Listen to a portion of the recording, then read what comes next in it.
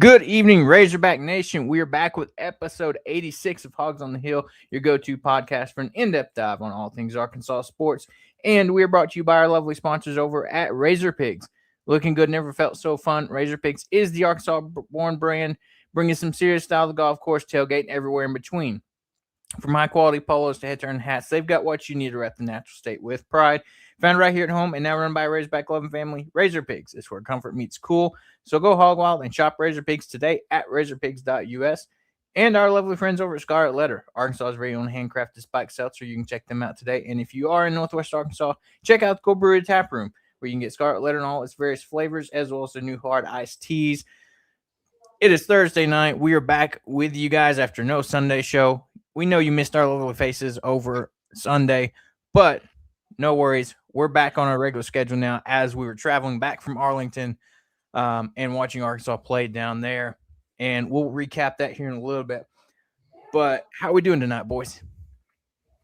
You know, it's Thursday. Can't complain too much. Obviously, like the title says, tough loss last night. But, hey, Hogs played well, and we'll obviously cover that here in a few minutes. So, nothing to hang your hat on or hang your head about, but doing pretty good for a Thursday. I can complain, but nobody would listen. Don't worry. I'll be your counter opposite. I'll find the positives, okay? You can gripe about whoever else you want to, which I got a feeling I know who you're going to gripe about.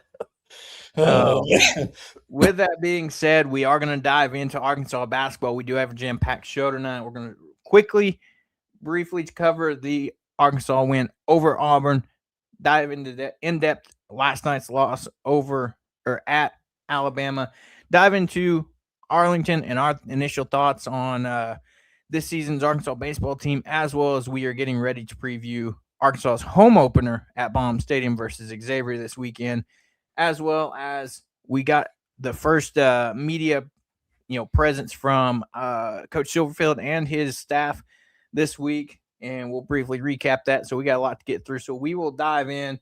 As we know, Saturday during baseball playing, you also had Arkansas basketball playing Auburn, where they did get the 88-75 win at home. An asterisk there, not necessarily with a win, but a key thing on Auburn's side was no Keyshawn Hall. That was announced prior to the game due to a coach's decision. But at the end of the day, Arkansas gets the win at home, kind of a little bit of a get-back win, not as big, but you still win by 13. Acuff puts up 31. What's your quick synopsis of this thing? So, I was paying a little bit more attention to the basketball game, I think, than you two were when we were in Arlington. But Billy Richmond, fantastic game. He was on fire. He was 12 of 15, 25 points. Acuff doing what Acuff does. We saw it obviously carry over into last night. Obviously, there was a scary moment there when he kind of got rolled up on against Auburn.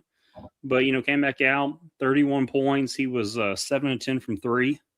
So he's really firing on all cylinders right now. But obviously, without Keyshawn Hall, that definitely helps us offensively. We were down Wagner and Knox. Or no, they were back. But, obviously not full speed. But, yeah, it was a good little get-right game before you head back on the road. 13-point win, I'll take that. But yeah, and I did see Keyshawn Hall was back for their game last night. So it was nice to catch him while they didn't have him because he can catch fire pretty quick. But yeah, good game. Nothing to really gripe about, complain about. Billy had a fantastic game, and he's just kind of, I think the last couple of games kind of elevated himself from kind of a glue guy to more of kind of a star on the team. And it's really good to kind of see that growth from him. And, if he can continue that level, it's going to make the team pretty dangerous come March. Right. And, one thing to mention, you mentioned, limited playing time by Knox and Wagner in that Auburn game. And, you know, as we know, he was out yesterday or last night against Alabama. Well, you know, just reported 12 minutes ago from the Arkansas men's basketball account, Carter Knox did undergo a successful procedure to repair his left meniscus, performed by Dr. Walt Lowe in Houston. So no timetable has been set for his return yet. More than likely, with it being already mid-February, he is done for the season, at least. So, you know, as we know, he exited that game against Auburn late in the game with that knee that had been bothering him previously and kept him out of a game. So, you know, makes sense there. So no Knox for the foreseeable future. Which puts more pressure on a guy like Isaiah Seeley to step up as soon as he's healthy. As we know, Coach mentioned in his presser or pregame that he hurt his hip in practice earlier in the week. So, depending on how that recovery and, you know, rehabbing's going, could be a little bit before we see him, or, you know, maybe he could be ready by Saturday, but more than likely not. So, you know, short rotation again, but, you know, quick update there on Carter Knox. Yeah, and you know, at least the positive I will bring up is if it was a meniscus tear, he'd probably have it done here. So that does tell me that since he went all the way to Houston to have it done, he at least has the goal of coming back at some point this season.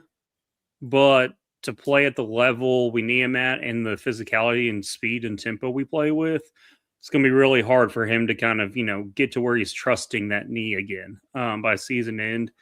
If I had to guess right now, I'd say maybe done for the year, but obviously, you know, he went to Houston to have it done for a reason. So we'll see. And then with Seeley, you know, hip issues, especially running, jumping, all that, I would say, you know, he could come back sooner, but I would expect probably about a week and a half. Just kind of my guess based on seeing players with similar kind of flare-ups per se with hips. So that's just kind of my 2 cents on the matter. Yeah, and that's one of those things where, you know, you saw Arkansas last night, not all due to just themselves, but, you know, how the injury bug can strike. You know, we're hoping at this point in the season, you know, having the break after Kentucky, let guys get healthy, and it's almost been the opposite of that since then. You know, you've had Knox, Wagner have some injury issues, then Seeley has some injury issues, and even he doesn't seem like it. Even Darius Acuff, as Zane mentioned, got rolled up on in that Auburn game, and then it comes out in Coach Gall's pregame or postgame last night that 2 days prior to the Alabama game, leading up to it, he was in a walking boot. Now that was probably just preventative. Probably had a sore ankle after that Auburn game, but that's still probably gonna be pretty sore today as well. Right, and so. And then, you know, didn't have it necessarily really taped up in the Auburn game. And then you notice last night, Malik Thomas had that hand taped up again. Luckily, it still is non-shooting hand. But so, you know, it almost has seemed like it's been the opposite for Arkansas since getting that little bit of a break midway through your conference schedule. And so, you know, you've got a little under a month until SEC tournament starts on March 11th. And then after that, you'll have NCAA tournaments. So, you know, hopefully the guys that can get healthy and come back will, like Zane pointed out, you know, who knows if Knox is going to target coming back. But, you know, like he said, I would say with a little under a month or right at a month until postseason, you're not going to be back to full strength. Yeah, maybe he'll be healthy enough to contribute if he wants, but wouldn't necessarily have high expectations on that.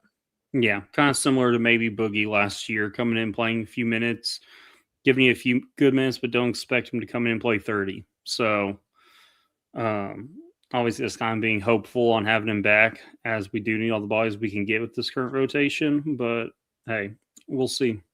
Yeah. With that, we'll go ahead and jump over to last night's game where Arkansas loses a thriller in double overtime, 117-115. I don't think anybody really expected this type of game. They expected a high-scoring game, but I don't think anybody expected double overtime and over, 240-plus points scored in this matchup. So it was a great game to watch, especially Arkansas doing the Arkansas thing and, trying to give a lot of people a heart attack, Darius comes down, nails the three to take it to overtime. And then, you just had guys in foul trouble that kind of bit you with Malik, DJ, and Billy all having 4 going into that first overtime. And then ultimately you lose Malik early. Then you think you lose Billy. They switch the foul to Wagner. You lose Wagner in the double overtime. And then, of course, you lose Billy as well. So it was really Acuff and Brazil Ewan that kind of was carrying the weight there, because you also had Pringle that fouled out as well. So, you had 4 guys fouled out with a 7-man rotation. And so initially you saw Jaden Colliueta and Elmer Zafich come in and play those last few minutes of the game due to those guys fouling out. So, I mean, it was just a pretty insane game last night. Yeah, it was wild. And, I think a few fans that have kind of commented on the same thing are going to say, hey, you can't really blame Carlella and Zafich for, letting that guy open in the corner. I mean, it's one of those, they don't play many minutes. It was such a high up-tempo offense. It's going to happen when you have guys who don't play often. But yeah, just kind of hate to lose that game and drop it with how intense it was and how hot we were to start, and B, obviously with the game Acuff put up. But it's definitely the number 1 game on the season, I think, in my opinion. Even with the loss, I think it's the most entertaining game we've seen. Bama had some guys score. There was a few questionable things I wasn't exactly on board with. Won't complain too much about it. But yeah, the 7-man rotation, 4 guys fouling out definitely hurts. But yeah, it's a hard game, hard to lose that, but I don't think you can walk away hanging your head too low off of it, with considering the circumstances, how they held up. Yeah, and that's the thing too, is just like, it's unfortunate that this amazing game from Acuff was kind of, put under, Arkansas still lost. And, they even asked him after the game about his, this incredible performance he had. And he said, essentially at the end of the day, it doesn't matter. We still lost. So, I think that just kind of shows how much he's bought into this team, because a lot of guys would have talked up how good of a game they played. And I mean, if we're being honest, Acuff knows how well he's playing. He knows he's made himself some money. He knows he's going to be a top 10 pick. So, like, he knows all this, but he's still being humble and, saying, yeah, I had a great game, but so what? My team still lost. So, I think that just shows what kind of what kind of a player he is, what kind of heart he has. But I mean, you look at his game, he continued, like Zane said, that hot streak from, Auburn, and took that on the road with him, scoring 49 points, shooting 16 of 27, 6 of 10 from 3 himself, shooting 60% from the 3-point line. Last 2 games, he's 13 of 20, 65%. So it's pretty solid. And then, hits 11 of 12 from the free throw line, adds in 5 rebounds, 5 assists, 1 turnover, and playing 50 minutes, 1 turnover in this game, 1 block, 1 steal. Just an elite level performance. They mentioned he broke the freshman scoring record in all of D1, edging out Trey Young by 1 point with his 49 points. And, and I believe it was Kendrick Perkins today came out and said he should go number 1 overall. With the way he's playing and the way he's elevated, and like I've mentioned, I think before, I'm not the biggest fan of how Darren Peterson's been holding himself these past few games, of necessarily not playing all the games, subbing himself out. To me, if I'm an NBA team scout watching that, I don't like that. I mean, I get you're trying to get yourself to the next level, but you're hurting your team. It feels like you're quitting on your team. And Acuff's out here playing almost on a bum ankle, playing 50 plus minutes, and putting up 49 points, trying to get his team to win. So, that I think that says a lot to me. And, why I've said before, I think by the end of the season, he's a top 5 pick. Yeah, I think last night kind of not cemented, but very much helped his chances of going that high. Not only that, but having, the consistency, but also seeing that he was the focal point of their defense as well. And he was still able to score, still able to get guys involved. I mean, it's just one of those, it's a complete package deal right now. And he's playing at a special level right now. So definitely enjoy it because he will not be here next year. Yeah, it reminds me of Wahiva Aloy last year for baseball. Enjoy him while he's here because, he ain't going to be here past this. And, it's unfortunate because, he is going to be a top 10 pick. I have no doubt about it. Hopefully my Mavericks get him. But at the end of the day, these guys that think that are laughing at Kendrick Perkins talking about he should go number one, they're going to find out in March when the whole world's watching, and they're going to find out. Now, hopefully, we don't play that same kind of team like Alabama in March early because we don't match up well with a team like that. Because we don't move fast enough on defense. Especially in the paint, our bigs are not. They don't move well on screens. I've never seen anything like it. It's very frustrating to watch, honestly, how open these guys get in the paint. Well, I kind of disagree on that one because in that second half, you could tell there were times where if they even get half a step, our guys were just letting them go because refs were calling every little thing on us and they knew we had a short bench. So there were a handful of times where we kind of just let them drive and didn't really contest shots like we normally do because of the foul trouble. But I feel like the big guys down low, there's a lot of inconsistency there, but I feel like Brazil with his shot blocking and just like our guards' ability to block and kind of come from behind and catch up and kind of recover. I think that in terms of when a team's driving, we are good on defense. It was just almost too much catching yourself of not fouling. But it's one of those where I think if you had your 8-9 man rotation against Bama, I think you win that game by 6 or 7 points last night. Just because you have guys who are going to be more aggressive at contesting shots instead of just letting them drive. Right. Because there was a handful of times where it was just like, okay, he just let him go so we don't get called for a foul. And so I think that kind of, even though I'm not going to say the refs lost the game, I think they set the tempo very early in the second half by what they were allowing and not allowing to where it was really against us and really made us change how we guarded the ball.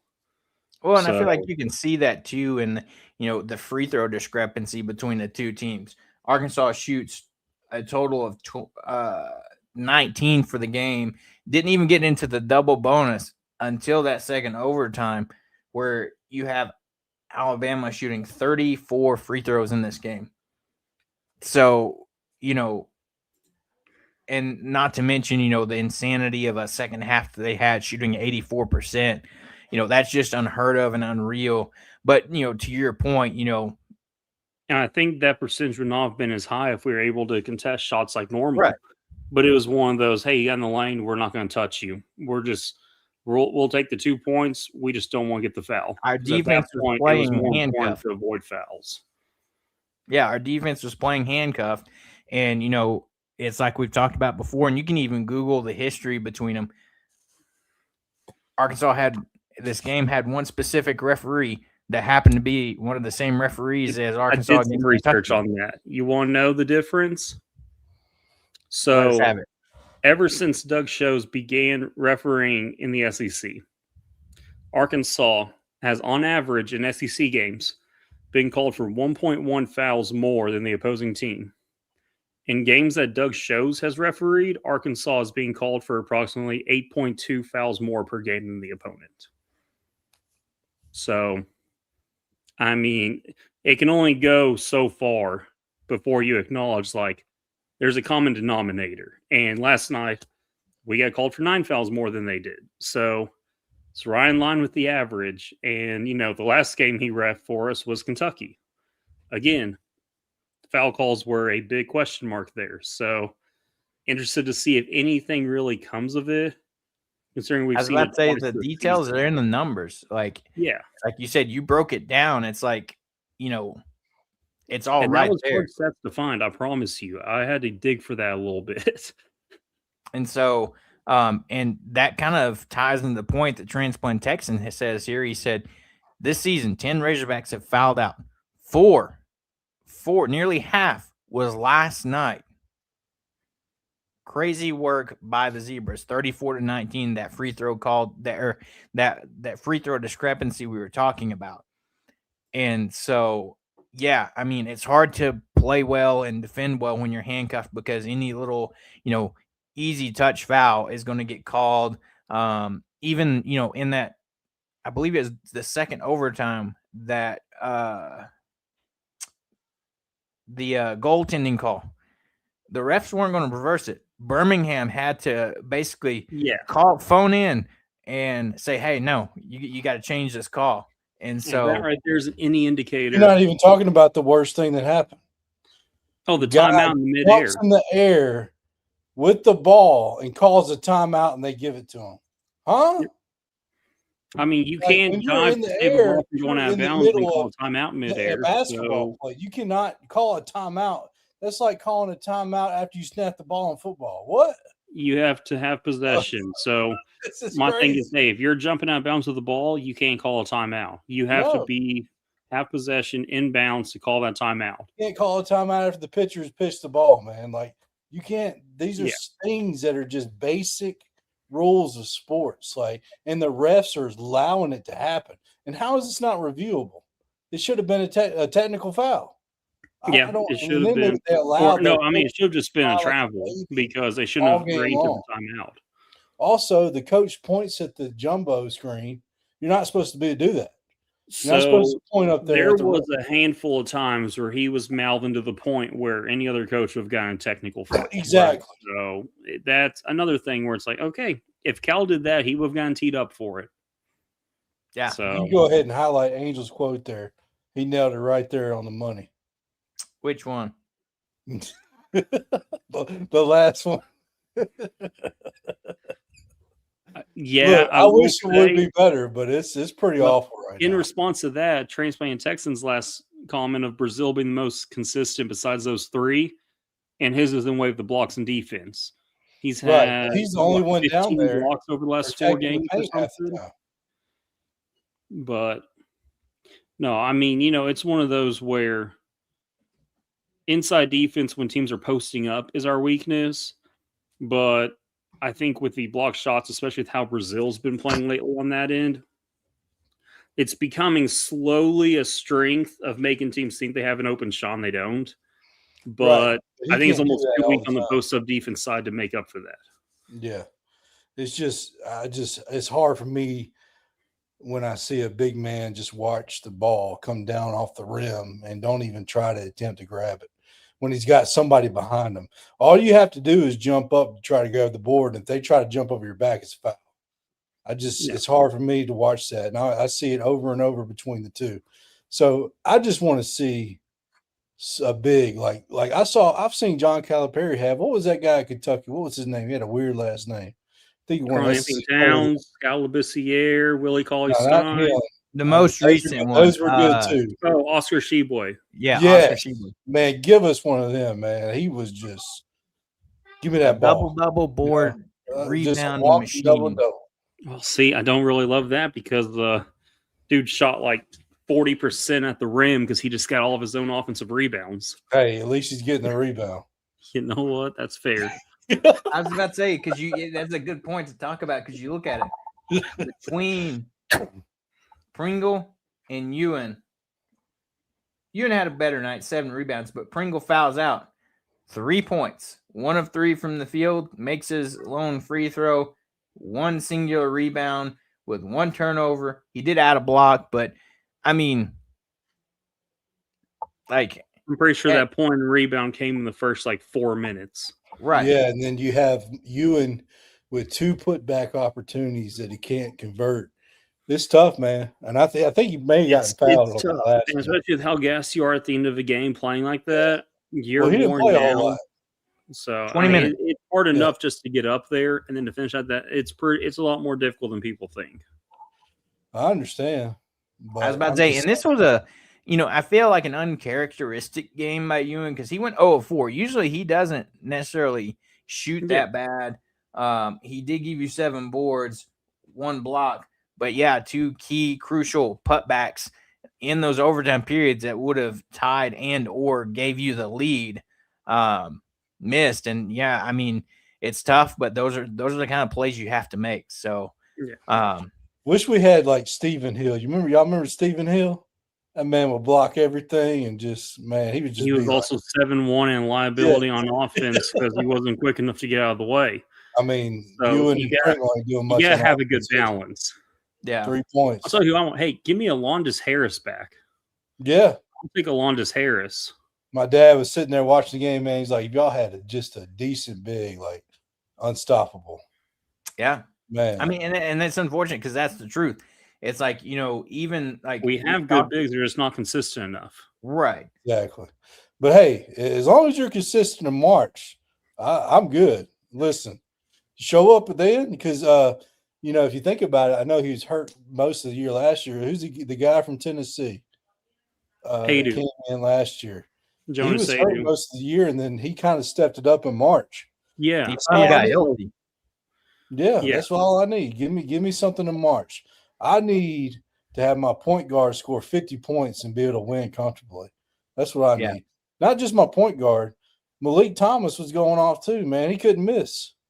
So he was 6 of 8 from 3. 2 of the best guards in the country, man. 12 of 18 was our 2 freshmen. Yeah. From 3.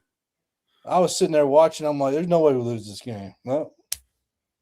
I was about to say, it is unfortunate existence. I guarantee you didn't knock on wood after. I said it in my mind. I didn't speak it. Okay. You still didn't knock on wood, though. I was about to say, and it's unfortunate that you have this tremendous game by both your freshmen. Malik Thomas is finally starting to come on and put together some consistent, games and showing what kind of scoring threat he is. And you can't get any help from your supporting cast. Outside of, Acuff, Malik Thomas, and Brazil. Richmond gave you 20, but unfortunately he fouled out. But other than those guys, Nick Pringle, 3 points. Brazil did get a couple big buckets down the stretch there in the second overtime to keep it close. Brazil played well. I thought a lot of people were kind of trashing Brazil a little bit. I thought he played decent. I mean, it's hard. It's hard to play when he's the only one. In my opinion, you already know my opinion. He's the only one protecting the paint at halftime. So he's going up for block shots most of the game, draining his energy. He's having to play a lot because we don't have Knox. Right. And he got a big steal to start the second half, took it all the way back, got a bucket. He got a huge slam there in overtime too. The only thing he didn't convert on was his threes, and they were just a little short, probably because his legs were a little tired. Yeah. Because he shot 0 for 4 from 3. He had a total of 11 points. 5 of 13 from the field, gave you 1 of 2 from the line, 8 boards, so 2 boards away from having a double-double. 1 assist, gave you 3 blocks and 2 steals. So, again, it's like we've talked about. Even though he's fills up the steals and blocks. Fills up that stat sheet. So, and then DJ gives you 8 points, which is, you like to see that from him. That's a decent amount from him with how he's been playing recently. It's a step in the right direction shooting. He shot 3 of 8 from the field, 1 of 4, made 1 3. Brazil had 16 blocks over the last 4 games. Yeah. Insane. Yeah.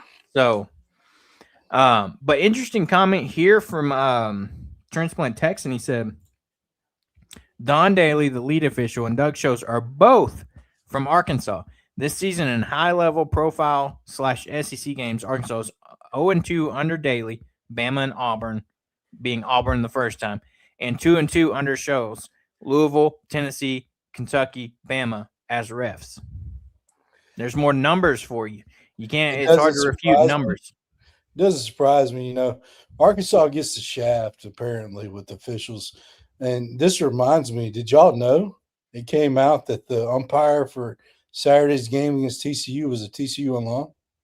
How does that happen? I did not know that. How does that happen? I don't know. Is he the one behind the plate? Yeah. I mean, how does this stuff happen? I don't understand. Background checks, people. Background checks. Man. And then Transplant Texan also made the comment too. In the only call the command center could overturn, they overturned the block that was called the goaltend. This is very, very, very rare. Did Birmingham know the calls were suspect last night? I will say, I think that there was a few things where it was like, okay, yeah, this is not exactly. I mean, there were a few times where it was like, touch fell on us, come down. Yeah, fouled fairly heavily, nothing called. And then the timeout, there were a handful of things where it was like, okay, like at some point, it's not just the ref not seeing something. Right. If it's one or two calls, yeah, okay, ref was in position, whatever. But when there's 7 or 8, it's almost like, okay, like there has to be something bigger going on there. Right. And so I just wonder, is it possible to appeal to the SEC to not have a ref for your games?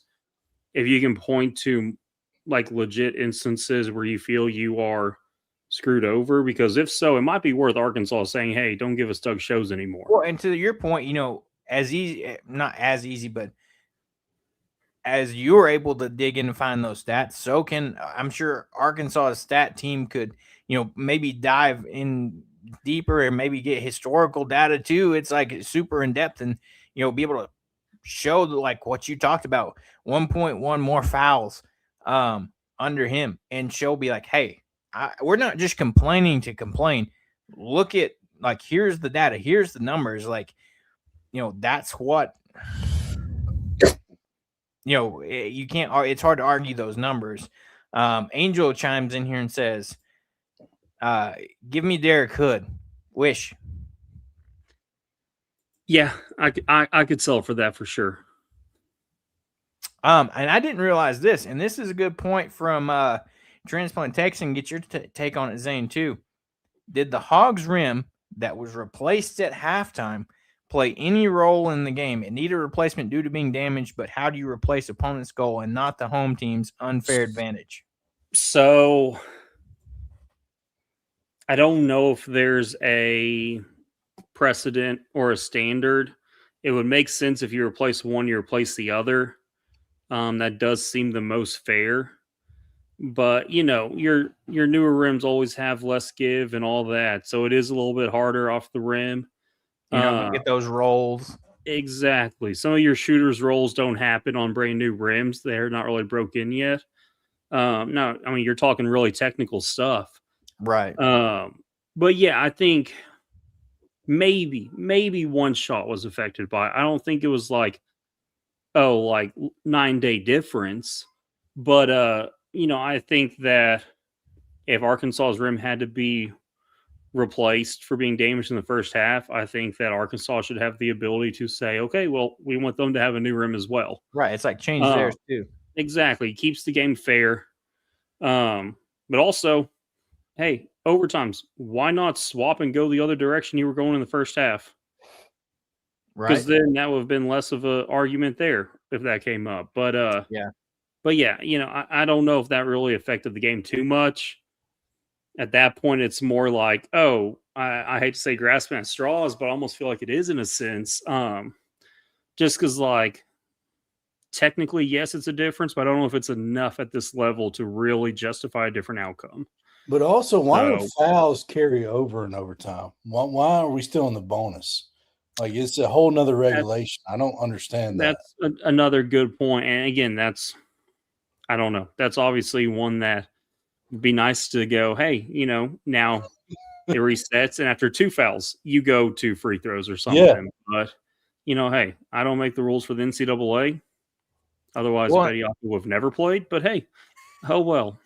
And the other point, too, is I heard today is it was mentioned, at what point, like, do we, as much of the game has evolved to be very similar to the NBA, at what point, why are we not going to 6 fouls now?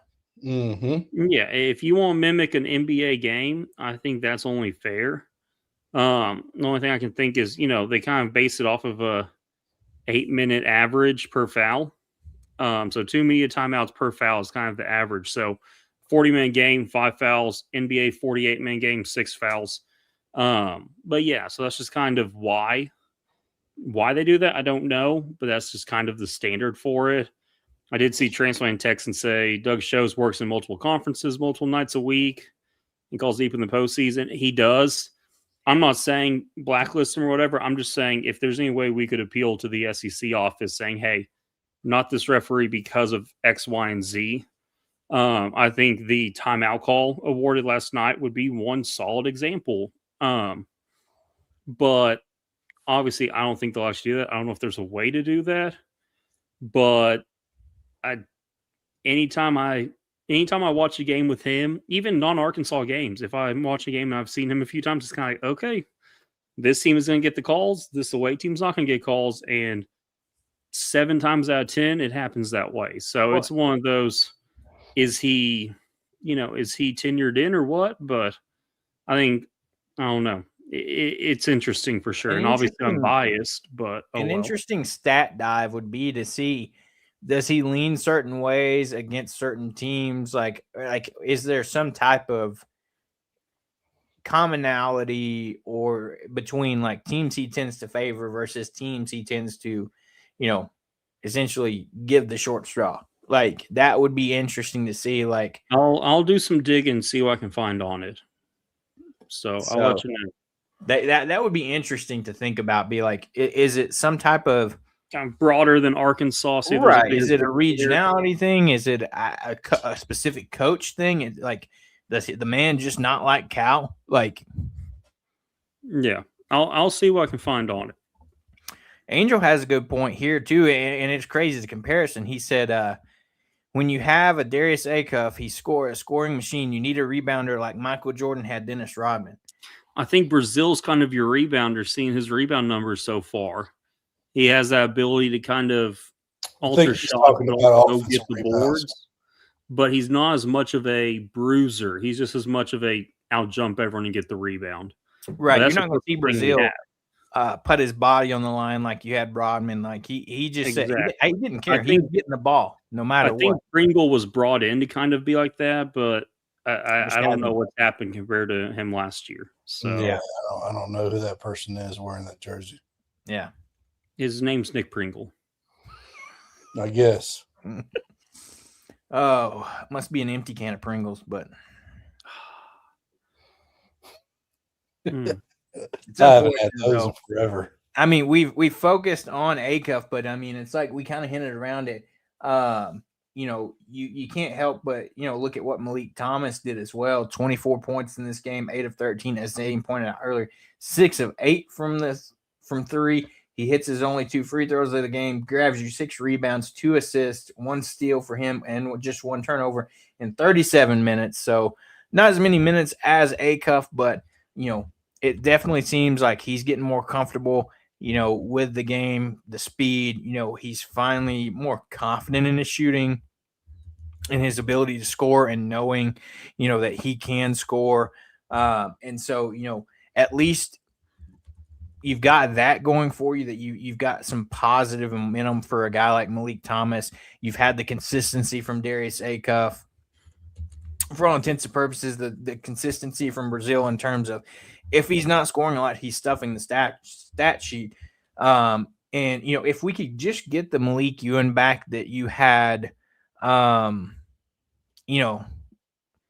the break, that, he was, having insane success in conference play, elevated his game in conference play. I don't know if it's still, recovering from the injury. I don't know what could be affecting him necessarily, but if you could even get that Malik Ewan back that, at least consistently can score for you, can get you a decent amount of rebounds. Even if you had that guy last night, Arkansas might come out with a win last night. I think they most likely would have. He was off his game. I don't know exactly why, but you could tell he wasn't. I don't know if he was 100% or what, but maybe he was gassed by the tempo that they also played with. But he was having to guard more outside than he's used to. Right. So I don't know if that maybe played a stretch or played a role. I mean, but that's where Alabama's able to beat teams normally. If they have a true big who stays in the paint all the time, you drag him out to the 3-point line, you wear him out pretty quick. So, Yeah. Credit to Baum on that at least for how they're able to run up against teams of different structures and how they play. Yeah.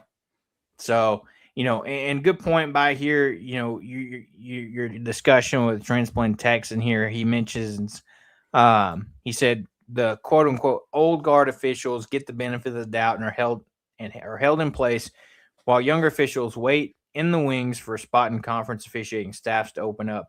A shame. Zane, your response was, you completely agree. The game has changed over the years, and the old quote unquote old guard officials need to do some sort of training or updates on how they call games. And Transplant Texan said the old guard are the ones teaching these young officials at officiating camps held at tournaments like Peach Jam, SEC, etc. Yeah. So no, I it's tough because I do get that. I get that, they're the established guys that have been there and know everything with it. But like, for example, even last night on, I think it was the first overtime when Bama drove, they did draw a foul. I think it was the one that fouled Billy out. So maybe the second overtime. Picked the dribble up, 1-2. He got fouled as he picked the dribble up. The continuation, in all honesty, that basket should have counted with the new rules, with the continuation.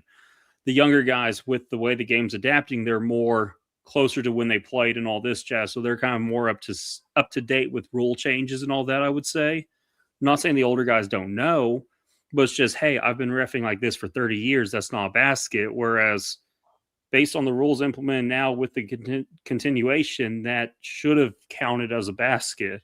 So just little things like that, just how the game's changed and how it's progressed.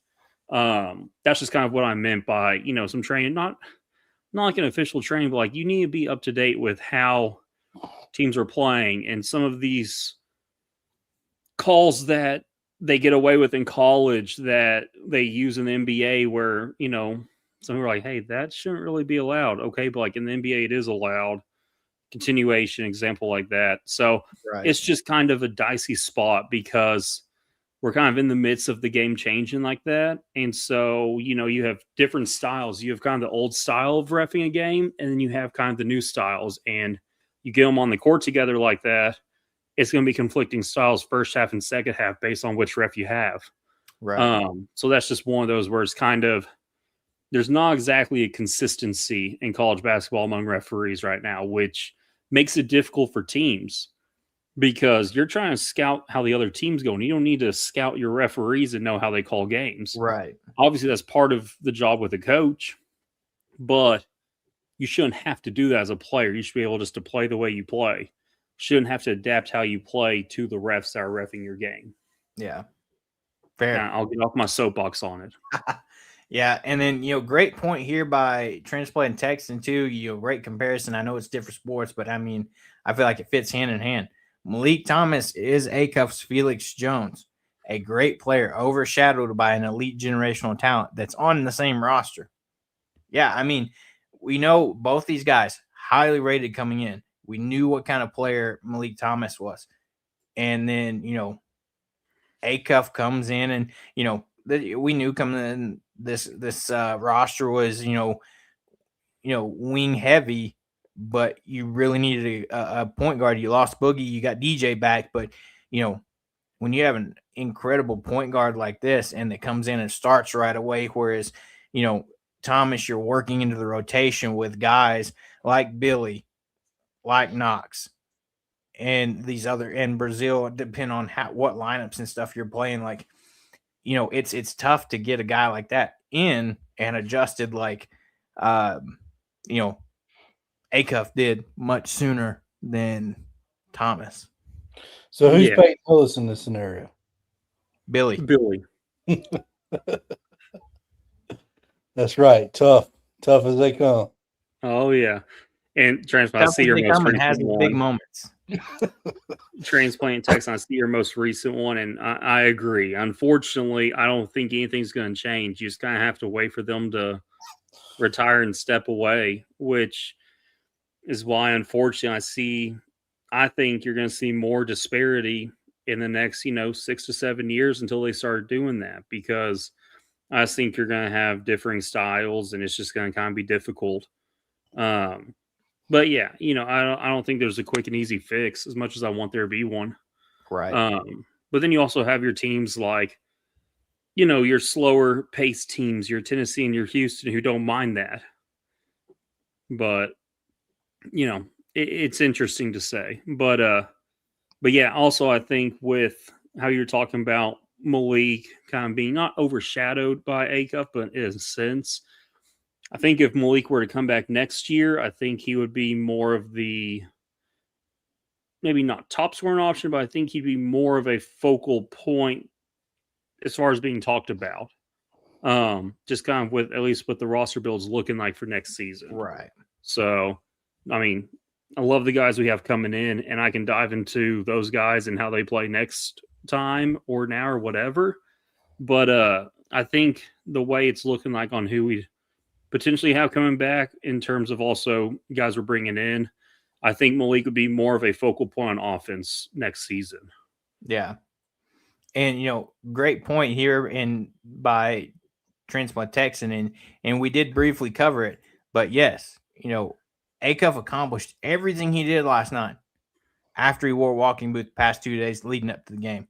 There's even came out where Cal talked to him and said, all right, something about him playing the game. And he was like, are you nuts? Like he was playing no matter what. And, whether it be different shoes, wrapped ankles, Acuff was playing in this game. And that kind of just, I think, shows you back to just how, like, the type of player he is.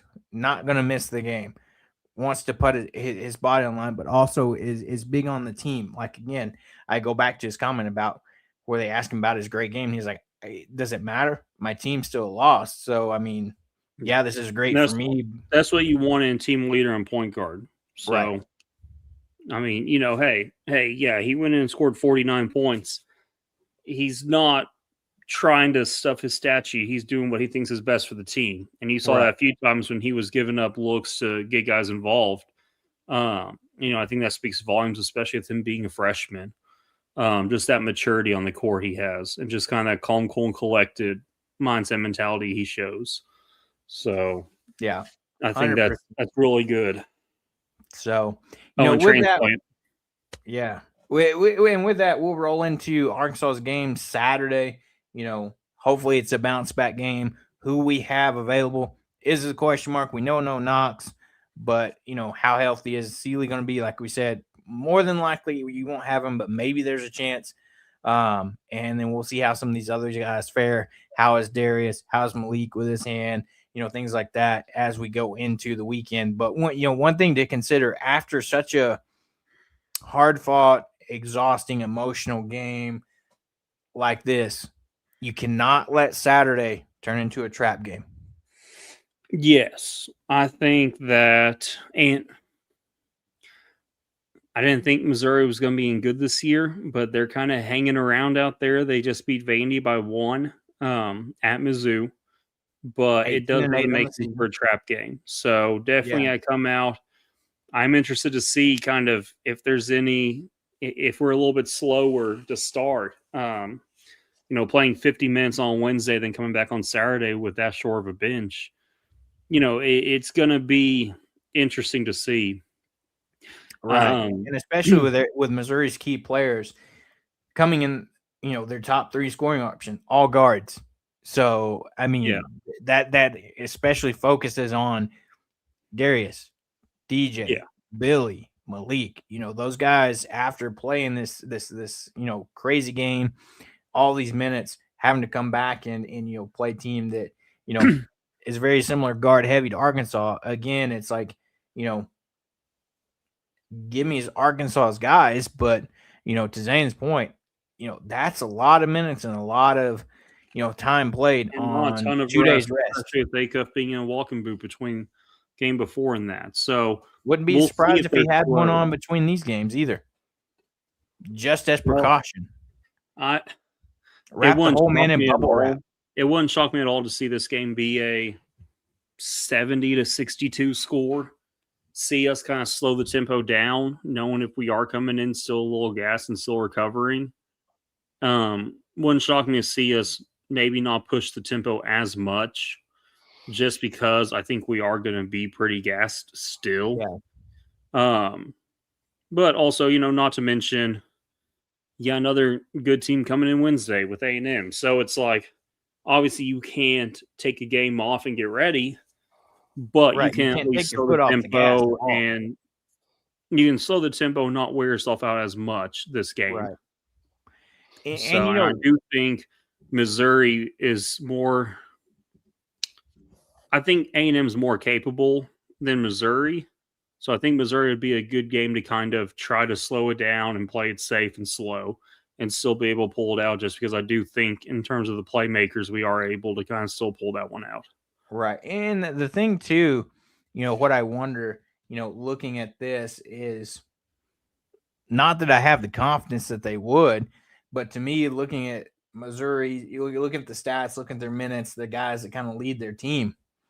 This would be the game where you would love for Pringle and Ewan to have a good game, because their post guys basically aren't huge contributors.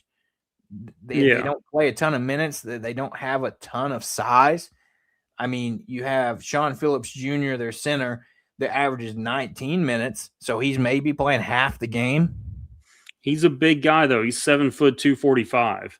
So he's physical, and I could see them playing him a little bit more. But if you're looking at minutes per game, you're right. Their top 6 are all guards. And in points per game, their top 6 are all guards. So they are so guard heavy. It would be a good game to kind of try to get them involved. I just think that with them having kind of one of those big body guys, that reminds me of kind of Carey from Tennessee, where he kind of beat us up a little bit. Right. So, like we've talked about before, I prefer the posts from Oklahoma, who are similar weight and size, not 20, 30 pounds on us. Yeah. So it'll be interesting how they decide to play that one, though. Yeah. Especially like we said, key guys, all guards, but especially Mark Mitchell, averages 33 minutes, not 16.9 points per game, 5.5 rebounds, 3.7 assists, 0.7 in steals, half a block.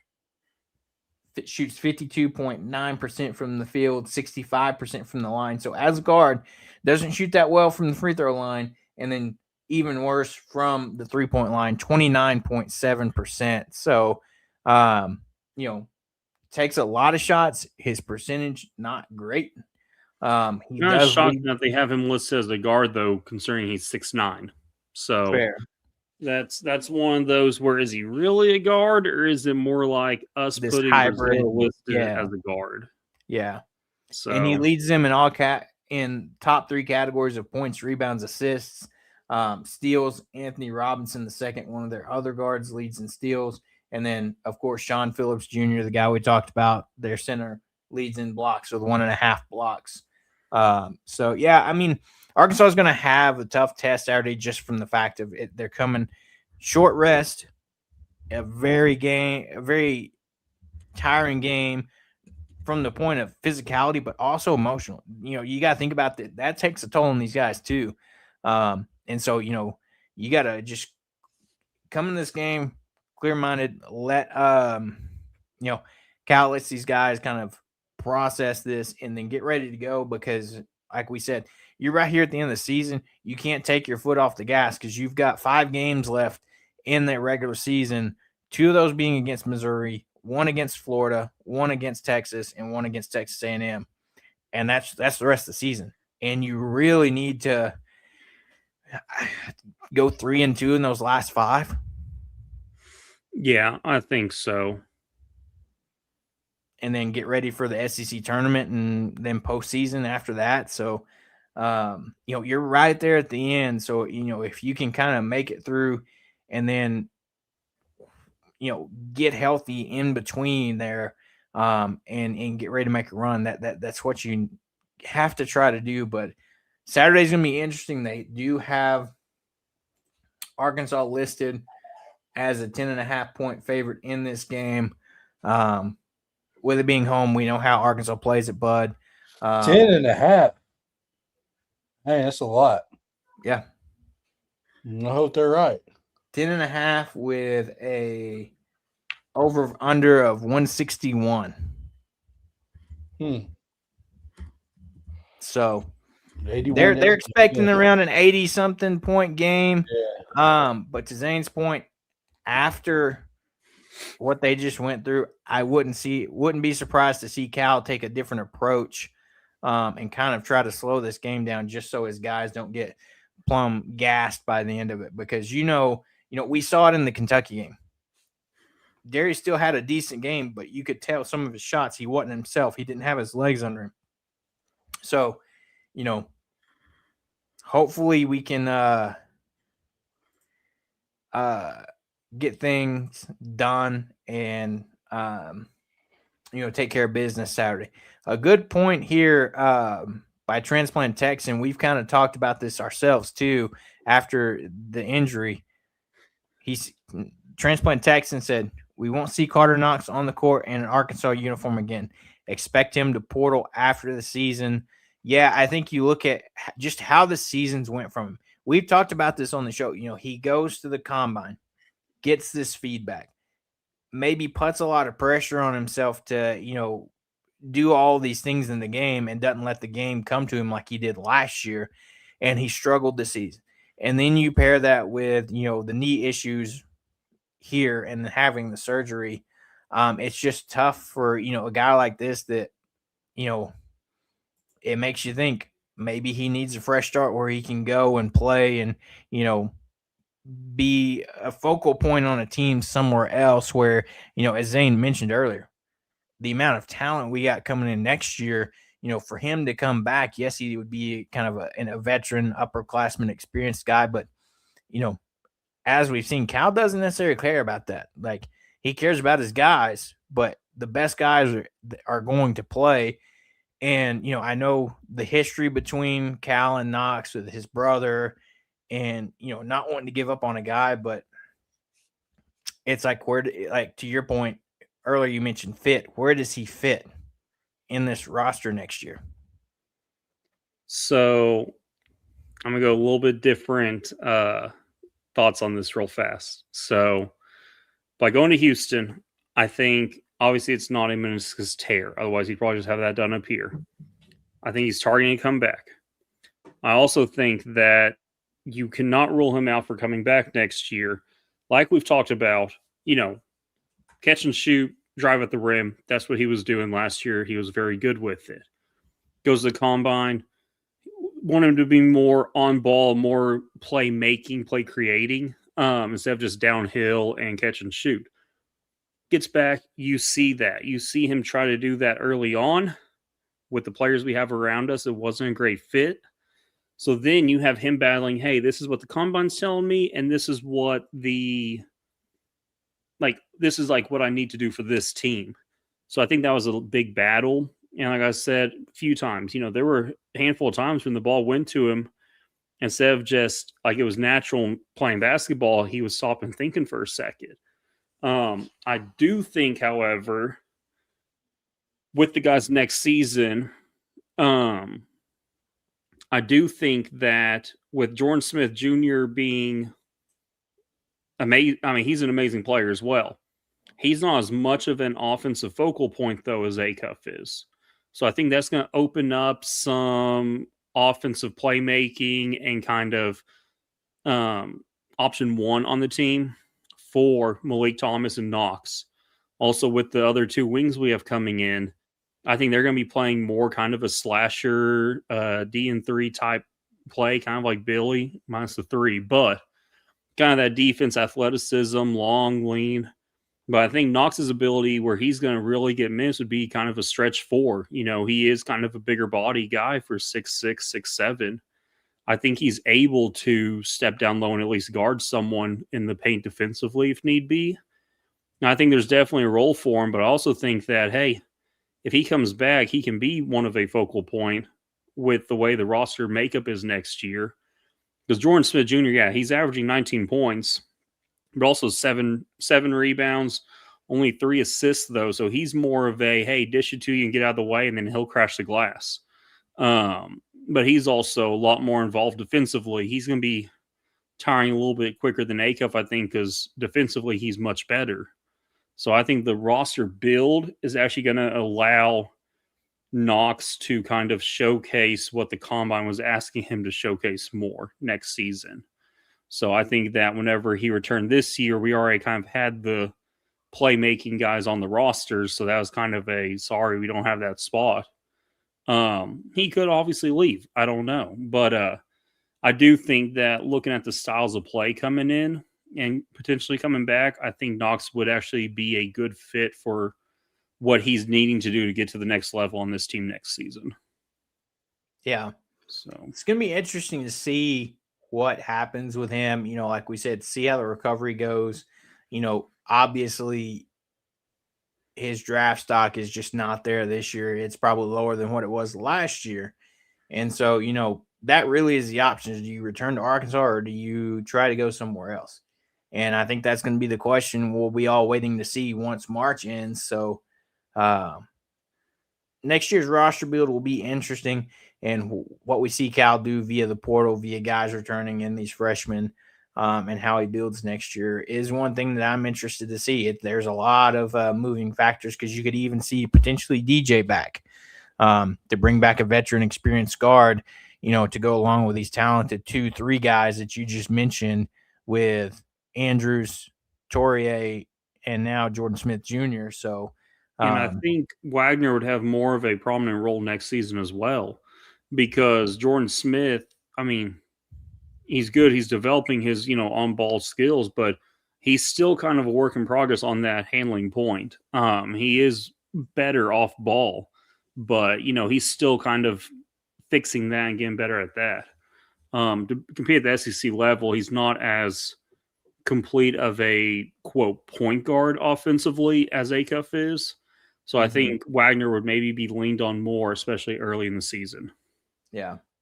So it's going to be interesting to see what happens, you know, after the season, or if he even makes a return back for postseason play. So with that, you know, the game Saturday, Arkansas will get tipped off at 3:00 on ESPN. So we also have baseball Saturday that, if I remember right, they moved back the time an hour. So the baseball game now starts at 1, which it was previously 2. So you're still going to have some overlap between the two games. But I can go ahead and tell you right now, Dave Van Horn don't like that at all, one bit. But he's doing it for the university, but he don't like that. I was about to say, we need to have some better scheduling here. That's true. But it's, you know, it's I hate it because college baseball don't get the TV schedule. They college it doesn't basketball. get the recognition it needs. I mean, it needs, like, something like Globe Life last week in Arlington needs to be on ESPN.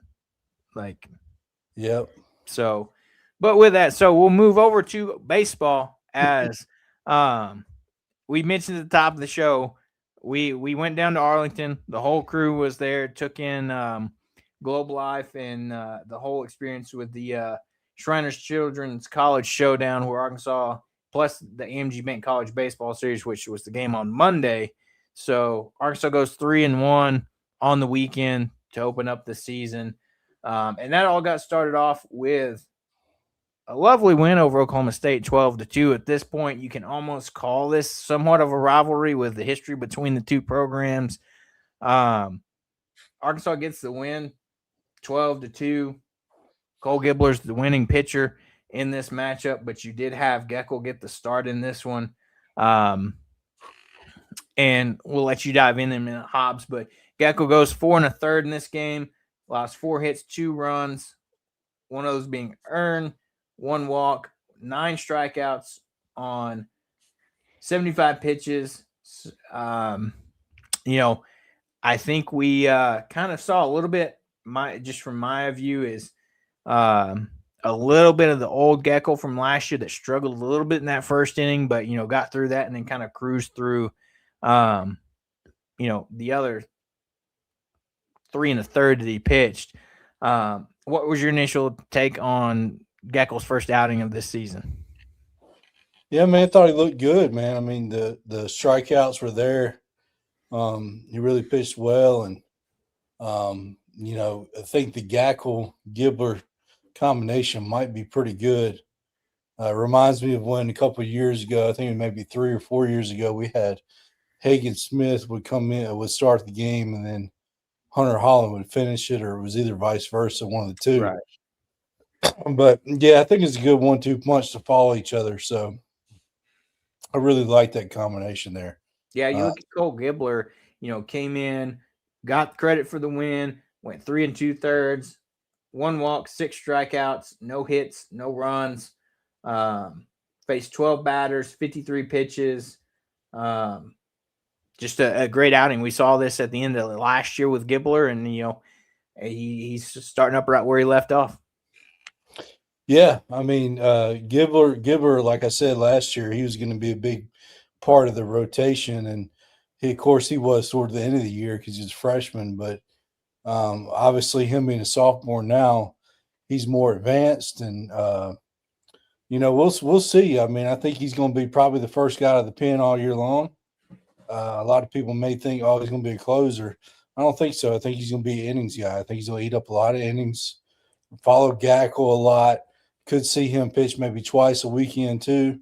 So we'll see. I think it's a really good thing to have Gibbler come out of the pen. And let's see if they can do it again tomorrow. We got a tough matchup tomorrow.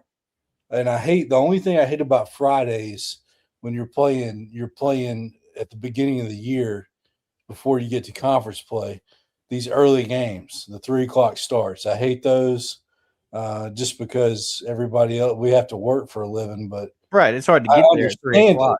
I understand it because it's the high is 54 tomorrow, and that's going to be at 3:00. So I understand why they play it so early. This early in the year because it's February, the weather's not really warm yet.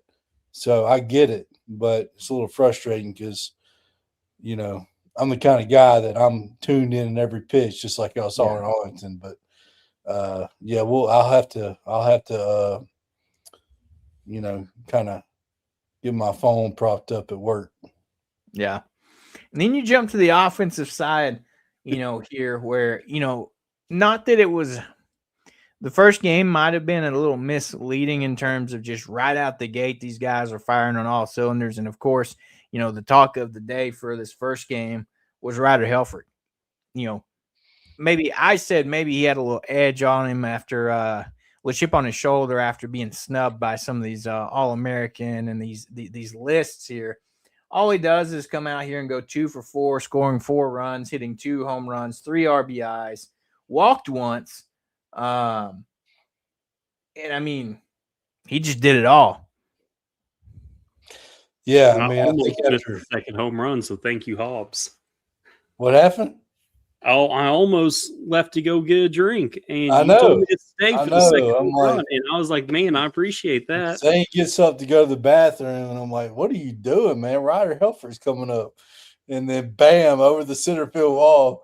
So, I mean, that was perfect. But, yeah, I mean, this is a guy, excuse me, probably a first-round pick this year. I mean, he's just – you can't ask for a better catcher than him. You just enjoy him while he's here because I think he's in for a monster season. I think he's even going to hit the ball with even more consistency whenever the weather gets warmed up. Yeah. And then you jump over Cam Kogel, had himself a night, scored 2 runs, went 1 for 3, scored 2 RBIs, had the home run himself in this game, walked twice.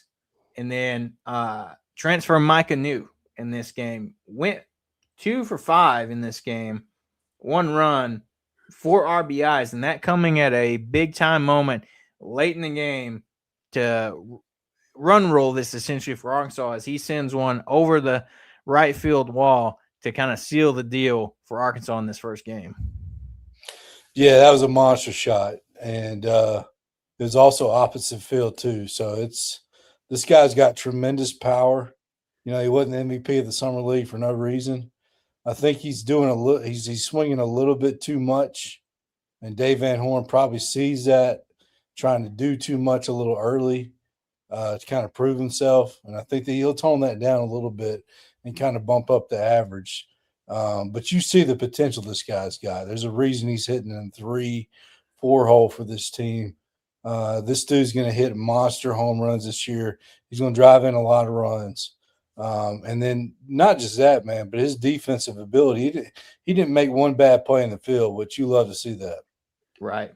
And then, another guy to look at, that had a great first game, but the rest of the weekend really struggled is a guy like Nolan Souza, a guy that, just as he was getting hot last year, injured himself at Georgia, comes out, goes 2 for 5 with 2 runs, hits a double, and, you feel like, okay, he's making his way back. He DH'd this game, so no in the field play for him, but, looked great in this game, struggled the rest of the weekend.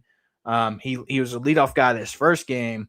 You flip it over at the bottom of the order, and the guy will hint around in a minute on why he got moved around. Damian Ruiz, 1 for 3, scores a run in this game. And, just a great first game for Arkansas to get out there and get that win, run, roll, win, kind of break the ice of, all right, season's here, let's go and get things started. So, I think Souza should be fine. I mean, I think Dave Van Horn mentioned it. I think he's in his head a little bit. When you're playing in the field, you can worry more about, hey, I got a job to do in the field, and you got less on your mind on the hitting. When you're DH, that's all you're worried about. You're thinking about your next at bat and stuff. Right. And you got Cahillo that used to do that for us last year. But, yeah, I think Souza will be fine once he starts being able to play in the field a little bit more. Right. And, I know it was after the last game this weekend against Tarleton, but, Dave had some fiery words after that game on, I believe it was 48 strikeouts over the weekend. And he said, he wasn't happy with our guys' 2 strikes approach. And, Dave said, if they don't buy in, then they can spend time with him in the dugout. So, I expect to see maybe a little bit different approach this weekend from guys if they go get 0-2 against the pitcher. See a little bit less, swinging at things out of the zone low and, just trying to get you to swing. And guys were a little bit too antsy this weekend. But, if we know anything about Dave Van Horn, he's going to get that fixed pretty quick. Yeah, and it may be just first weekend jitters. Everybody's trying to really, do something extra. And that's the good thing about playing in that ballpark in Texas, because you get the chance to – you're not really going to have offensive explosion. I know we had that explosion on Friday night, but, it's good to kind of get the jitters out. Excuse me. But if he sees that same kind of thing after they've talked about it multiple times this weekend, then, you could definitely see some guys' spots be taken for sure. Jump over to the next game. Arkansas, unfortunately, this is that one loss of the weekend. Arkansas loses to TCU 5-4. Hunter Deeds got the start in this one, got credit for the loss. He only goes 2 innings in this game. A guy that we all know the hype, we all know the potential, the talent that's there, just has been unfortunate with the injury bug. And, Dave had the confidence in him and said, hey, I'm putting you in the starting rotation this year. And not only in the starting rotation, our Saturday slot, and then that happened to be against the top 10 team in TCU, and just didn't go his way, unfortunately. And I don't think that's 100% his fault. We're not going to walk around here and blame the umps, but as Hobbs mentioned earlier about the ump that was behind the plate, but also the strike zone inconsistency as well. But again, Deeds goes 2 innings, allows 3 hits, 4 runs, 3 walks, 5 strikeouts, still got 5 strikeouts in 2 innings, faced 13 batters, had 57 total pitches. So, and as we know, the lineup's already announced. You're going to have Deets get the start again this weekend. Like we said, Dave's not going to give up on a guy that quick. We're going to see what he can do this weekend back at home. maybe he got a little bit of the jitters out of it being his first start in a big-time atmosphere.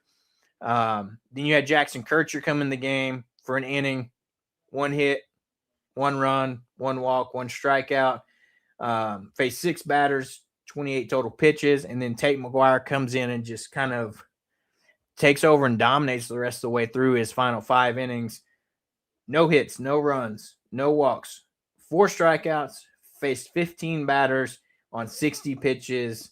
You got to love what he came out and did. I think that was the surprise of the weekend for me, on top of another one we'll talk about in a minute. But just, you kind of, this year was like kind of a year where you're like, all right, what's Tate McGuire going to do? We've seen him come out and have good games, bad games, and then, he comes out weekend number 1, game 2, and just kind of goes lights out. Yeah, I mean, that was a big time thing to see out of the bullpen, because you already had a guy, lefty and Gibbler, that can come in and really give you some innings, and then you have a righty in McGuire that can do the same. That's good to see, man. I think our pitching staff really surprised me this weekend. McGuire was the first part of it. Dietz, I'm not surprised about the struggle just because it's his first ever start. May have a little jitters, but his stuff still looks good. So I believe in Dietz, and I'm hoping that Saturday he can have a much better outing. And then you have McGuire that comes in and just has starter stuff and eats up innings like that. So, yeah, I mean, it's good to see. So the bullpen is very good. The bullpen on Sunday, which you'll get to in a second, those guys were a little shaky, but it was really just one guy. Yeah. You jump over the offensive side here. This is where kind of things went downhill for Nolan Souza. You saw him go 0 for 5 in this game, striking out 3 of those 5 times. And, like you said, David mentioned, in his head kind of thing. So, hopefully, get some more at bats, kind of don't put as much pressure on yourself. We'll see some improvements. This game, a little bit different for some of the guys. Like Helfrich only goes 1 for 4 in this game, walks once. Kozel 0 for 2, scores a run, walked 3 times in this game. Damian Ruiz 2 for 2, 1 run, 1 walk in this game. You saw freshman Carson Brumbaugh get his first base knock of this game, going 1 of 4. While, just being spectacular defensively this entire weekend, flashing the glove on Sunday against Texas Tech. And then, Cahillo, having a home run to get Arkansas close in this one, going 1 of 4, scoring a run, that RBI, and that big home run, which subsequently Dave was asked about it after the game, is, injured himself a little bit there. That hamstring tightened up on him, and you could tell him going around the bases that it had tightened up a little bit. So Dave said that they were going to take it, be safe with him. Don't want to lose a guy, push him and lose a guy for longer than you have to early in the season. But then he came back the next day and said it wasn't necessarily as bad as they thought it was, but didn't want to push him. So, Dave said today that Keogh is probably about 90%, so you might see him some this weekend, but I wouldn't expect him to play just a ton this weekend. Yeah, and that's I mean, you might see him a little bit, probably not every game, maybe 1 or 2 games. But he's a guy that we need fully healthy, because he led the team in RBIs last year. The guy that was second in RBIs had some really clutch hits this weekend, and Cam Kozel. So, I mean, we need Eloy healthy. I mean, 70 RBIs. That's a huge bat in the lineup. And you talk about the Friday game, he has a 2-run, 2-out single against Oklahoma State. Then he drives just destroys a ball to the upper deck Saturday night to cut the lead to 1 against TCU. So this is a guy that gets clutch hits. So we need him healthy for this team to really reach the level that they're capable of. Yeah. And then you jump over to probably the most exciting game of the weekend on Sunday, Arkansas, Texas Tech. Arkansas gets the win 6-5. A lot closer than what a lot of people, and I agree, probably should have been. Steele Eves gets the win in this one, but you had Colin Fisher get the start in this one, and have a great lights out performance for Colin Fisher. Another guy that we've seen, his freshman season get a lot of midweek starts, look good, play decent last year, but then have an injury that kind of knocked him out the rest of the season. And he gets the start here in the Sunday slot, goes 5 innings, allows just 1 hit, 2 walks, 8 strikeouts, faced 18 batters on 82 pitches. So longer than any of the other starters we saw. Dave let him go. But, just a fantastic outing by Colin Fisher. And then transfer James DeCramer comes in the game, 2 innings, 1 hit allowed, 1 walk, 1 strikeout, 1 wild pitch, faced 7 batters, 36 pitches. Parker Coyle comes in for an inning, 1 hit, 1 run allowed, 1 walk. So at that point, it's 5-1. Faced 5 batters, 14 pitches. Cooper Dossett comes in. Unfortunately, this is where things kind of start to go downhill. A guy that hadn't pitched a ton, missed the entire season last year with an injury with his elbow, comes in, pitches 2/3 of an inning, 1 hit, 4 runs. So essentially the game gets tied up here. I know Zane and I had to leave this game a little bit early, so Hobbs is still there watching all this in person. Walks 3 guys, walks some of these runs home. 1 strikeout, faced 6 batters, 28 pitches. Then Steele Eves comes in. Again, he got credited with a win, allows 1 hit, 1 walk, 3 strikeouts against 10 batters, 32 total pitches, and kind of comes in, gets the win in this one that was a little bit too close for comfort here. Yeah, you say exciting game. That was not exciting for me. Blowing a lead like that, just really, really frustrating. And then thankfully, Cam Cozell saved the day and sent one out of the right field. Another clutch hit that I was talking about. And, I mean, hopefully Dossett, coming off the injury, pitches better next time. Hopefully he doesn't go in that type of situation again. I don't want to see him in that kind of situation where he's in to save a game. I'd be more comfortable if we have a huge lead or something like that when I see him again, just because I feel like there's more options, especially we saw in the Monday game. But, yeah, I mean, huge, big time. Just says a lot about this team to be able to recover from that after giving up the lead. I mean, you had a 3-run lead going in the 9th inning. It's 4-1, I think. And and then Cozell takes a 2-strike pitch and just crushes it. That's big time. And then, of course, a couple innings later, we're able to walk it off at Micah News. But I mean, thankfully, Steele Eves came in after that and really settled it down and held it down. So luckily to get a win there. Yeah. The big player offensively to talk about in this game, other than Cam Cozell having that clutch hit to keep Arkansas alive, is Damian Ruiz. We've said his name a lot so far, and there's a reason for that. In this game, he comes out, goes 2 for 2, scores a run, walks once. At this point in this game, he was hitting 600. So, making great contact. And, we'll talk about it for the Monday game, but he's very much, at the bottom of the lineup, being consistent, really doing great things here. Micah New, like you said, 1 for 4 in this game, scores a run, walks once, but has that key hit that kind of wins the game for Arkansas there. Transplant Texan asked Keo DH this weekend. Maybe. I think he maybe, with him being 90%, I would feel like Dave, at least for one game, plays him in the field. You may see him DH some.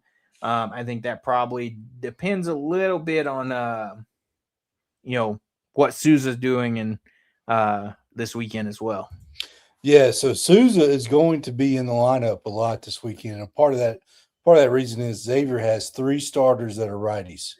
And we all know Sousa is a lefty. So I think it's going to be part of the plan to kind of try to get Sousa going a little bit. I don't know.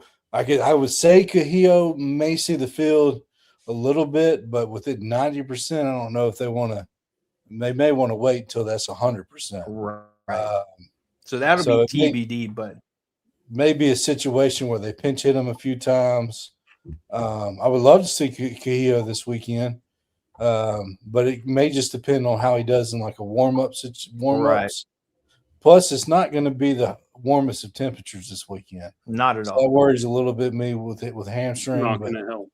Exactly. I would love for Dave to play it safe because, to his point, you don't want to risk losing Keogh for a month or two when if you just give him a little bit of rest this first weekend here and get him healthy. So then you jump over to Monday's game. So an extended weekend down in Arlington for Arkansas.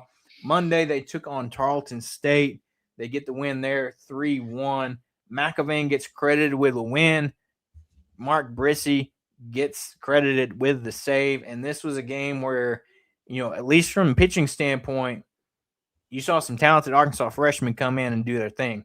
Peyton Lee gets the start in this one, goes 4 1/3, allows 4 hits, only 1 run, one walk, 5 strikeouts for him against 19 batters. He did hit 2 guys, 71 total pitches, but overall, I feel like a great performance for Peyton Lee, freshman that, Dave really likes. And then you saw Ethan McAveen transfer from Vandy come in the middle of this game, go 2 2/3, only allowed 1 hit, 5 strikeouts for him against 9 batters, 41 total pitches. Great bullpen guy you've got there. And then the freshman, Mark Brissy, comes in a decent situation.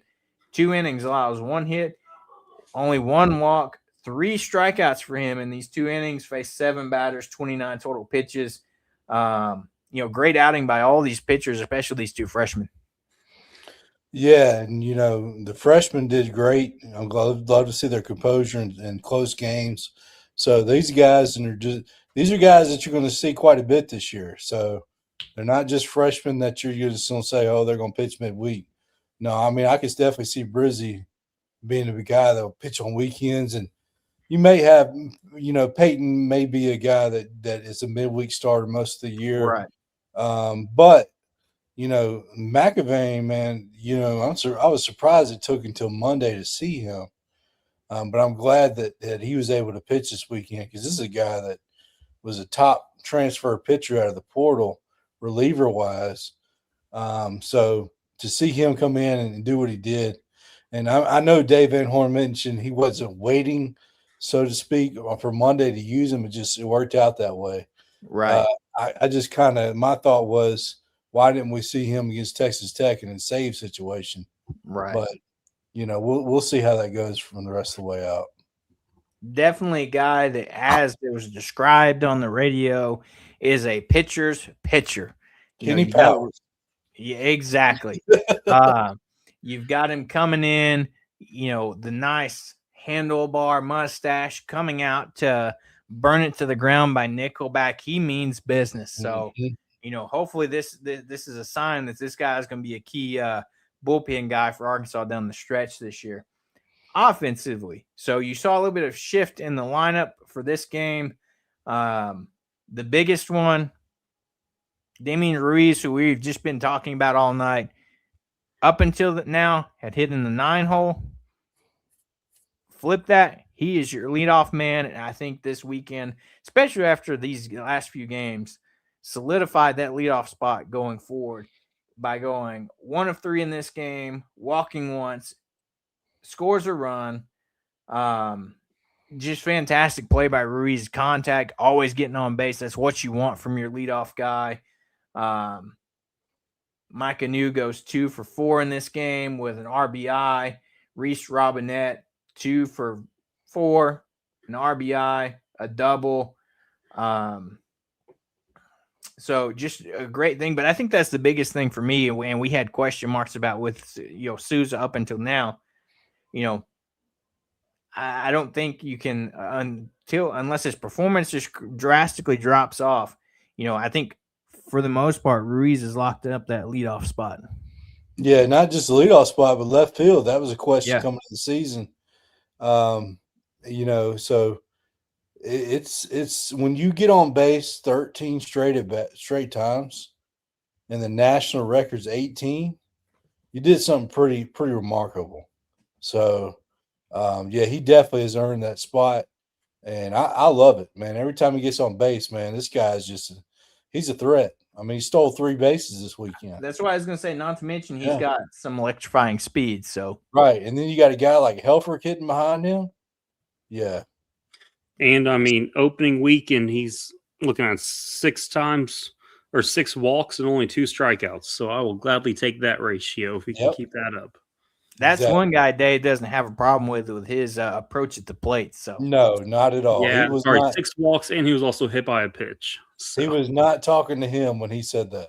exactly. So, great stuff from Arkansas this opening weekend. You hate to see the loss, but like Dave said, at the end of the day, it's not the end of the world if you lose a game down here in Arlington. As an Arkansas fan, it sucks and you don't want us to lose. But, like Dave said, it's the beginning of the year. You're just trying to, kind of work through, figure out your rotation, figure out your bullpen, see what guys step up, and see what guys in this rotation do. Some young guys getting some experience. So, Arkansas opens up the home stand this weekend and the season at home with Xavier tomorrow at 3:00. Unfortunately, it's 3:00 start. But this also starts the month-long homestand Arkansas has, as they will not leave Baum Stadium until they hit the road March 20th to take on South Carolina in Columbia. So, Hobbs, you already mentioned quickly 3 big righties for Xavier. Anything else to watch out for these guys? Man, they're tough. This is a team that beat ECU twice on the road. They're right there with Louisville. They got down. I watched the game Tuesday. They got down 9-2 against Louisville. They came right back and tied it at 9-9. And then the wind was kind of blowing out a little bit, and they've got midweek pitchers in, and Louisville kind of took off on them again. And I think they just started saving arms until they, for us, probably, and kind of let that one go. Yeah. But this is not a team that's going to lay down. They're full of older guys. They got a lot of seniors and juniors on this team. I think they only start 1 freshman. So they're not a bad team. We cannot take them lightly. So we probably have a better pitching than they do, but their lineup they can score. So we better bring it. Right. So with that, we'll get wrapped up here. But don't forget your earmuffs and your jackets this weekend if you are going to Baum, because it's going to be chilly. As I mentioned, the high on Friday is 54, and it just gets colder from there. With the last updates I saw, the high on Saturday was 48, and on Sunday was 45. So it is going to be chilly. No shocker for a February home opener. We saw that last year, 1 week prior against Washington State. So, come all bundled up, but ready for some Arkansas baseball. Friday, 3:00 first pitch. Saturday, 1:00 first pitch, with basketball beginning at 3. And then Sunday, 12:00 first pitch. Not to mention you also have Arkansas gymnastics tomorrow night at 7:15 as well. So you got a lot of options if you're in town this weekend for Arkansas sports and what you want to attend outdoors and indoors. So if you don't like the cold, you got options there as well. So a little bit longer show tonight, but we had a lot to cover since we had no recap show on Sunday as we were all traveling back. And then, just with catching up and the way the week turned out, we couldn't do it any other day. But we should be back to our normal schedule and cadence this week. You don't have to miss our pretty faces twice a week now. So we get ready to wrap up here. A lot of Arkansas events going on with baseball getting ramped up now. But it's going to be a fun Arkansas weekend as we get ready to wrap up. Anything else from you guys before we get out of here? Whoop pig always. There we go. So before we get out of here, don't forget to like and subscribe to the show on YouTube, Apple Podcasts, and Spotify. Make sure to hit that like and subscribe button. That way you don't miss any time we go live. We'll be back with you Sunday to catch you up on everything going on in Razorback Nation with our recap show. So until then, everybody have a great rest of your week. Have a great Friday. Stay warm if you're at the baseball games this weekend. And from Zane, Hobbs, myself, we're going to get out of here, and we'll see you on Sunday.